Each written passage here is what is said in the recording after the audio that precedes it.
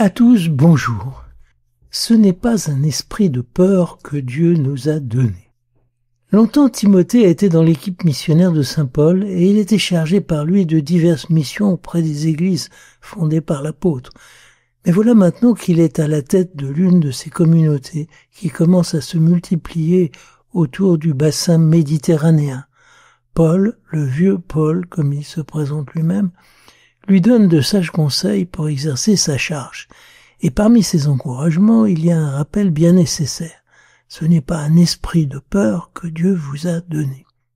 On imagine Timothée, habitué jusque-là à jouer les seconds rôles, soucieux de mettre tout le monde d'accord, qui se trouve soudain en responsabilité, obligé de tenir tête à des hommes à la fois douteuses, à des opposants en tout genre, et n'est peut-être pas rassuré. N'aie pas peur, lui dit Paul. Ce qui veut dire sois capable de t'opposer à ce qui serait contraire à la foi et à la vérité. Il est frappant de constater que dans les conseils donnés aux prêtres aujourd'hui, celui-ci est assez rare.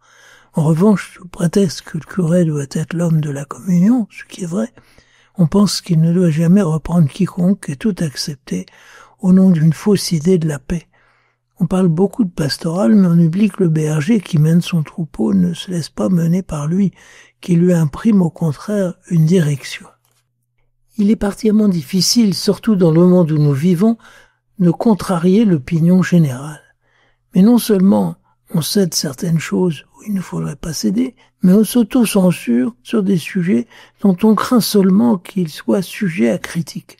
Alors on n'ose pas dire la vérité. On torture même les textes par crainte qu'on puisse supposer je ne sais quoi. Nos traductions liturgiques cèdent malheureusement à ce penchant.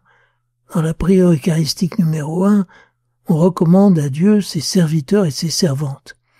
Mais la première traduction avait fait tomber servante parce que cela ressemblait trop à la bonne à tout faire de jadis. Mais ce n'était pas mieux. Pour une fois qu'il y avait une formule inclusive, on la faisait disparaître. Alors on a vu revenir les servantes. Combien de choses sont de ce type? Quel manque de dignité! Oui, Paul a bien raison, bannissons cette peur qui n'est pas de bonne aloi. Il ne s'agit pas de chercher la bagarre, mais de dire la vérité sans s'embarrasser de précautions infinies.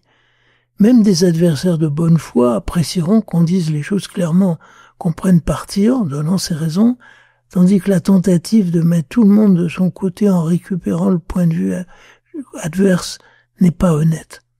J'ai connu des prêtres qui, devant un auditoire où il n'y avait pas beaucoup de catholiques pratiquants, faisaient semblant de croire que tout le monde avait les mêmes valeurs. La vérité de l'Évangile est bien plus libérante. Écoutons donc saint Paul qui nous parle de la liberté de notre parole inspirée par l'Esprit Saint. Bon dimanche, à bientôt.